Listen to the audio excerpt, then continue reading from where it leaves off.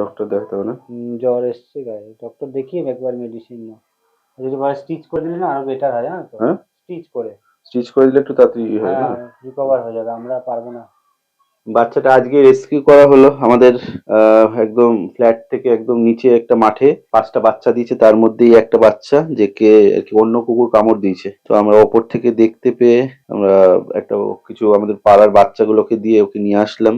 এখন লালটুদা অনেকগুলো ওষুধ নিয়ে আসলো বাইরে থেকে, এখন গরম জল করে দিল, ওই গরম জল দিয়ে এখন পরিষ্কার করছি। গরম জলে সুজল দিয়ে। গরম জলে সুদল দিয়ে দিয়েছে, সুদল দিয়ে ওটাকে পরিষ্কার করছি এখন। আস্তে আস্তে ভালো হয়ে যান, নোংরা না। ফিডব্যাক দিতে হবে। অ্যাকচুয়ালি আমরা আগেও করেছি, কিন্তু কি হয় যখন একটা বাচ্চার জীবন, তো আমরা সব জেনে শুনেই করছি। কারণ হচ্ছে আমরা কলকাতায় সঙ্গে সঙ্গে দুটো ডাক্তারের সঙ্গে কথা বলেছি, কথা বলে তাদের থেকে জানলাম। আমার বন্ধু মানে বান্ধবী আছে তৃষা, ও আবার খুব মানে এক্সপার্ট এইসব দিক থেকে অনেক বেশি, কারণ ও অলরেডি অনেক কাজ করেছে এই বিষয় নিয়ে। তো ওর কাছ থেকেও জেনে আমরা মানে সবকিছু ট্রিটমেন্ট করছি। যে আমি ভয় পাচ্ছিলাম একে নিয়ে আসতে, কারণ আমার বাড়িতে আর একটা বিড়াল আছে ছোট, সেটাকেও রেস্কিউ করেছি, 1 মাস হয়েছে। তো লালটুদা বললো যা নিয়ে আসো, আমরা ঠিক করে নেব।